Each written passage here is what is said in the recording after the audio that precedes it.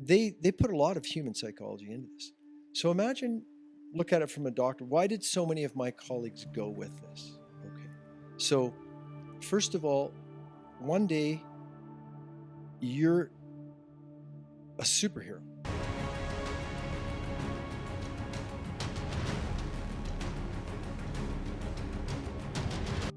Right? Suddenly, the frontline doctors, the frontline nurses, they're the people like saving mankind, fighting the disease, risking their lives.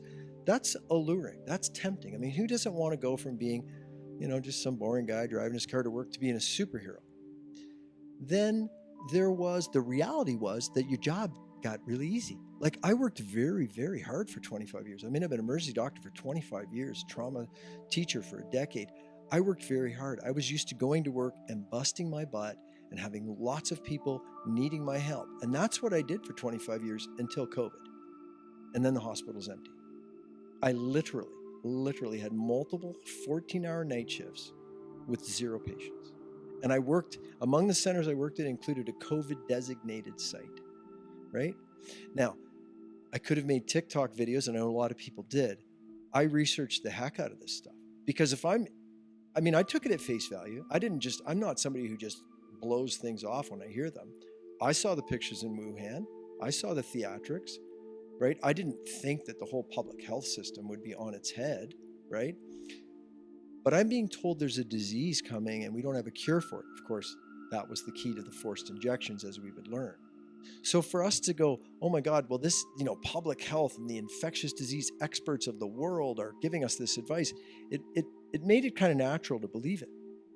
But I was surprised that when I presented to my colleagues, I said, hey, there's a treatment. We already have at least one good treatment for COVID. And one of my colleagues came back with, no, I saw a Twitter feed, it doesn't work, which just blew me away, that my hours of looking into the details were just blown away. There was money in it too, right? You see, if you went along with it, it's sort of like the carrot and the stick, right?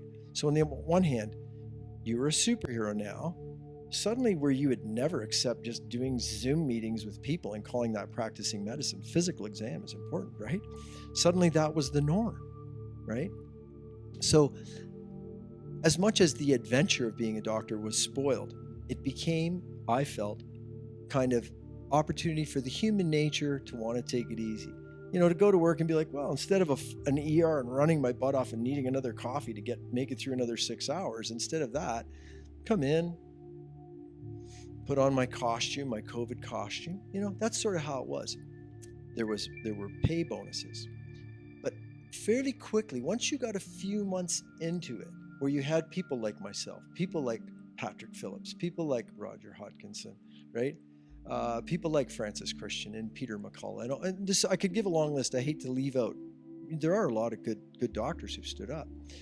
When it got to the point where our research was giving us enough footing to go, wait a minute, this is not making sense. Like the masks, you can't block rice with chain link fence, and you can't block a particle this big with holes that big. As we were starting to see this stuff, that was when you also saw coming the stick, which is in fact, I was speaking with my chief of my department at that time, of one of my main hospitals, good guy, I got along with him.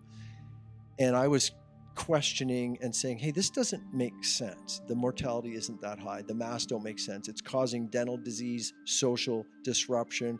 We're disrupting the development of our children's immune system. I'm just going, this is violating everything we know about infectious disease, right? And I'll never forget what he said to me. He said, Mark, it is not our job to question public health. And that's when I could see the authoritarian element coming in. That was the stick. So you go along with this. Maybe the other people aren't essential, but you're essential. In fact, you're a frontline walker. You're a superhero of the COVID era. You've got a slacker job, but you're more important than you used to be. There's some extra pay. You can do Zoom meetings instead of running around doing your job. But if you go against this, and then you saw the gradual ramping up of the power of the stick, until you came to the point where, for instance, the College of Physicians and Surgeons, an organization I consider under criminal management, in my strong opinion,